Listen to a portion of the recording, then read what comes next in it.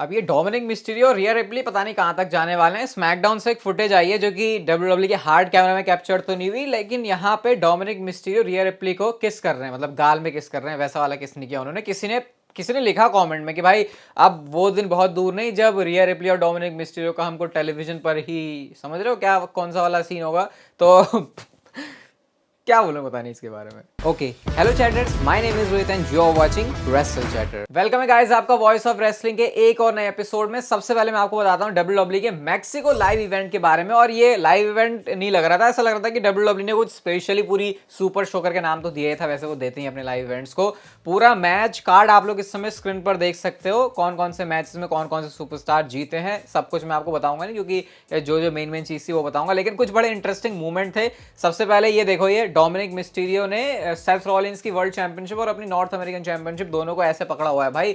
Dominic ने इसको खुद अपने ट्विटर पर पोस्ट भी किया हुआ है, डर्टी डॉम, मतलब कि मेन इवेंट और साथ में दोनों टाइटल। एक बार को तो देख के लगेगा कि डोमिनिक ने टाइटल कैप्चर कर लिया, लेकिन ऐसा कुछ नहीं था। यहाँ पे रिया रिप्ली का भी एक मूवमेंट आता है भाई, जब उन्होंने अपनी चैंपियनशिप को डिफेंड तो कर लिया सक्सेसफुली, लेकिन क्योंकि लाइव इवेंट है तो ऐसे में जो हील सुपरस्टार उसको थोड़ा सा बेचारा है फिर पिटता हुआ दिखाते। तो यहाँ पे रिया रिप्ली पिट पिटा के जा रही है और वो नीचे रोल करती हुई जा रही है ऐसे गोल गोल गोल घूमते हुए, जिसको फैंस ने कैप्चर भी किया। तो ये लाइव इवेंट जो होते हैं भाई, इसमें ये सीन होता है कि बस अपना मस्त मजे तरीके से काम करो और टीवी पे तो आना नहीं है, तो भाई जो वहां पर फैंस के साथ मूवमेंट बनाने होते हैं इसलिए सुपरस्टार्स ऐसा करते हैं। एक मूवमेंट ये भी है जहां पर किस माई एस ऐसे करके रिया रिप्ली बोल रही है और काफी वाइल्ड चीजें रिया रिप्ली करती है अपने लाइव इवेंट्स के अंदर, वो हमको यहाँ से पता चलता है। और इतना ही नहीं गाइस, ट्राइबल चीफ भी शो पर थे और उन्होंने यहाँ पे अपनी चैंपियनशिप को डिफेंड भी किया अगेंस्ट रे मिस्टीरियो। अब तक लाइव इवेंट के अंदर 2 बार उन्होंने चैंपियनशिप को डिफेंस किया है और दोनों रे मिस्टीरियो के अगेंस्ट। और टेलीवाइज अभी तक एक भी चैंपियनशिप डिफेंस उनका नहीं हुआ है इस चैंपियनशिप के लिए। एंड ऑब्वियसली मैच का रिजल्ट भी प्रेडिक्टेबल ही था,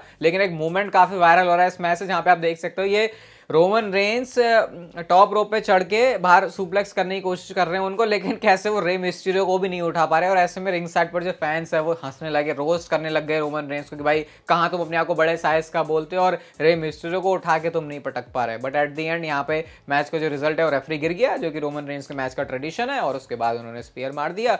1 2 3 काउंट भी करता है पूरा क्राउड, क्योंकि रेफरी होता नहीं। और उसके बाद इवेंचुअली इस मैच को उन्होंने जीत लिया। एक वीडियो भी डब्ल्यूडब्ल्यू ने डाली है जहां पर रोमन रेंस मैक्सिको सिटी को एक्नॉलेज करने के लिए बोल रहे हैं और वो भी काफी वायरल हो रही है सोशल मीडिया पे। ऐसे लाइव इवेंट की फुटेज देख के ज्यादा कुछ नहीं होता, बस दिल जलता है। समझ गए होगे तो अच्छी बात है, नहीं जल रहा तो मतलब आपकी और मेरी फीलिंग सेम नहीं है इस समय। अगली स्टोरी की तरफ गाइस हम लोग चलते हैं और एलडब्ल्यूओ के बारे में बात करते हैं। एलडब्ल्यूओ के बारे में आप लोग रेसलिंग ब्लॉग का ट्वीट देख सकते हो, जहां पर वो बताते हैं कि उनके पास अच्छे प्लान्स हैं एलडब्ल्यूओ के लिए और साथ में वो एक शॉर्ट स्टोरी नहीं करना चाहते लेकिन एक लॉन्ग टर्म स्टोरी करना चाहते हैं इस फैक्शन के लिए। और काफी सारे लोग भी इस फैक्शन को ज्वाइन कर सकते हैं। एलडब्ल्यूओ ने जिस तरीके से मर्चेंडाइज बेचने में काफी अच्छा काम किया, उसके बाद तो अब मैं ऐसे बोलूंगा कि हाँ डब्ल्यूडब्ल्यू को वो चीज करनी चाहिए, क्योंकि अगर वहां पे वो चीज रिफ्लेक्ट होती हुई दिखाई दे रही है तो फिर टेलीविजन पर भी वो चीज करना डब्ल्यूडब्ल्यू के लिए प्रॉफिटेबल साबित हो सकता है। समर स्लैम में आपको पता ही है डीमन बैलर के बारे में रूमर्स आ रहे हैं, फिन बैलर और सेथ रॉलिंस का मैच तो हुई। अभी क्या है, ये डीमन बैलर होंगे उस पर कंफर्मेशन नहीं है, लेकिन एक अपडेट जरूर है उसके बारे में। और वो ये है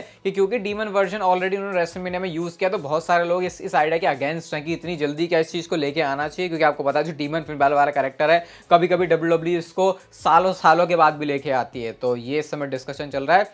मैं तो चाहूंगा भाई डीमन फिन बैलर को लेके आ जाओ, क्योंकि वैसे हो सकता है शायद मैच बोरिंग हो जाए, बट अगर इसका डब्ल्यूडब्ल्यू ने रिजल्ट काफी सरप्राइजिंग एंड शॉकिंग प्लान किया तो फिर कुछ भी हो, मैच के एंड में तो वो बवाल मचना ही है। तो देखते हैं डब्ल्यूडब्ल्यू इवेंचुअली किस आइडिया के साथ जाती है इसके बारे में। सोलो सिकोवा भाई साहब गुस्से में आ गया, वैसे हमेशा ही गुस्से में रहता है, लेकिन अभी सोलो सिकोवा को एक तरीके से वो कहते नहीं है बली का बकरा बन गया, बीच में आके भाई कट गया वो आके। तो यहाँ पे क्या होता है कि वही जो स्मैकडाउन की वीडियो है सोलो सिकोवा ने शेयर करी अपनी इंस्टाग्राम की स्टोरी में और यहाँ पर उन्होंने गुस्से वाली इमोजी बनाई हुई है। अब अगर इसको इनडायरेक्टली देखा जाए तो क्या गुस्सा रोमन रेंस के लिए नहीं है, क्योंकि सोलो सिकोवा मारने जा रहे थे जे उसो को, रोमन रेंस ने रोका था और उसके बाद फिर जे उसो को सुपर किक मारने का मौका मिल गया। तो गुस्सा पता नहीं जे उसो के लिए है या फिर रोमन रेंस के लिए है, लेकिन ये तो कह सकते हैं भाई सोलो सिकोवा पिस जरूर है बीच में। और सोलो सिकोवा वो बंदा नहीं जो कि ज्यादा टाइम तक शांत रहे। तो देखते हैं जो गुस्सा है वो किस दिन आगे फटता है सोलो सिकोवा का, और रोमन रेंस का इसके ऊपर क्या असर पड़ता है। हम चलते हैं गाइस अपनी अगली स्टोरी की तरफ। और कुछ दिन पहले मैंने आपको बताया था कि डब्ल्यूडब्ल्यू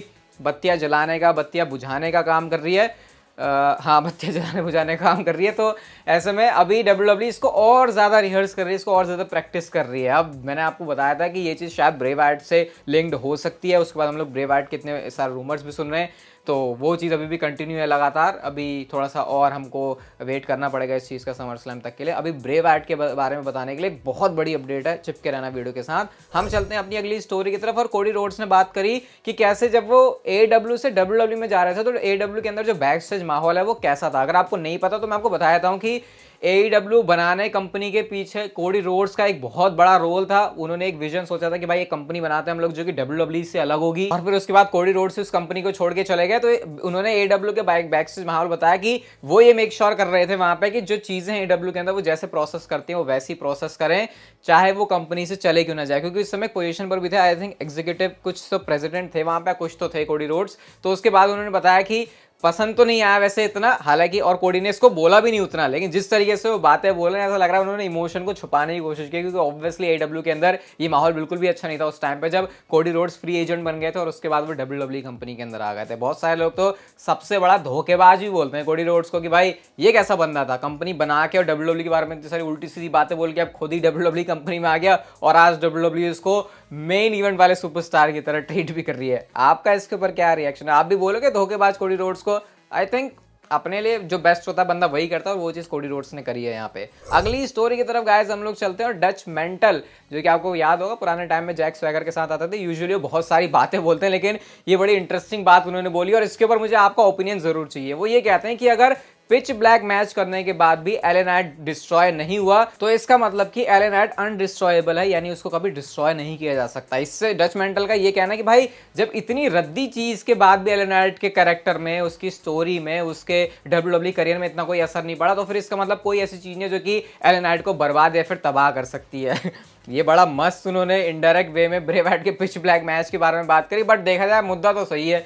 यूजुअली किसी और सुपरस्टार के साथ ऐसी WWE के अंदर चीज होती तो उसका करियर एंड हो जाता, भाई पता नहीं क्या हो गया अब उसके साथ। बट LA नाइट स्टिल क्या भाई सबसे हॉट सुपरस्टार इस समय कंपनी के अंदर, बिना उसके पास जबकि कुछ है भी नहीं चीज। तो इसके बारे में आपका क्या सोचना है? क्या सच में अनडिस्ट्रॉयबल है LA नाइट? ये आप लोग मुझे बताना जरूर कमेंट सेक्शन में। आओ चलो आपको एक अलग दुनिया में लेके चलता हूँ। स्पोर्ट्स कीड़ा की तरफ से एक आर्टिकल आता है जहां पर वो गूगल AI से पूछते हैं कि कौन रोमन रेंस को हराने वाला है, कौन उससे चैंपियनशिप लेगा। तो यहाँ पे जो आंसर आता है AI का वो बहुत अलग ही, पता नहीं दुनिया में, कह रहे अलग दुनिया में लेके चलता हूँ। उन्होंने ये कहा है कि रिटायर हो सकते हैं रोमन रेंस 2024 में जब सोलो सिकोवा उनको चैंपियनशिप के लिए हराएगा। अब अगर ये हो गया तो भाई फिर सोच लो WWE कंपनी कहाँ जाने वाली है।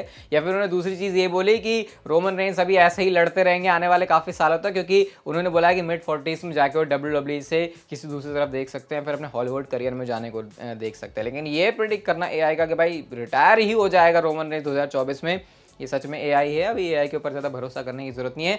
एक बड़ी अनाउंसमेंट भी आप लोगों के लिए मैं कर देता हूँ। कल चैनल पर ठीक 12:30 बजे वो वीडियो आने वाली है जो कि इस चैनल पर पिछले 4-5 साल से पेंडिंग है। मतलब अब वो कल ही आप उसे देखना तो आपको समझ में आएगा। एकदम खलबली मच जाएगी अभी चैनल पे, ये मैं आपको जरूर वादा कर सकता हूँ आने वाले टाइम के लिए भी। हम चलते हैं गाइस अपनी अगली स्टोरी की तरफ और ये रिलेटेड है कल की मंडे नाइट रॉ के एपिसोड से।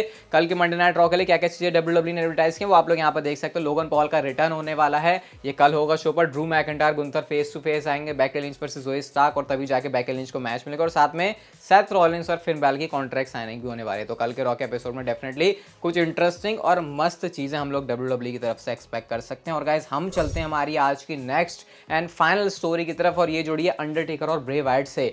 अंडरटेकर और ब्रे वाइट एक साथ होने वाले हैं। सबसे पहले तो मैं आपको ये बता दूं कि अंडरटेकर समरस्लैम वीकेंड में डेट्रॉइट में होने वाले हैं। तो ऑलरेडी कुछ ऐसे थोड़ी चिंगारियां सी उठ रही हैं कि क्या अंडरटेकर का कोई रोल होने वाला है समरस्लैम में, और कोई उनका डेडमैन वाला शो भी नहीं होने वाला कि भाई वो अपने शो के लिए आ रहे हो। तो इसका मतलब कि कोई अलग पर्पस है अंडरटेकर के आने का।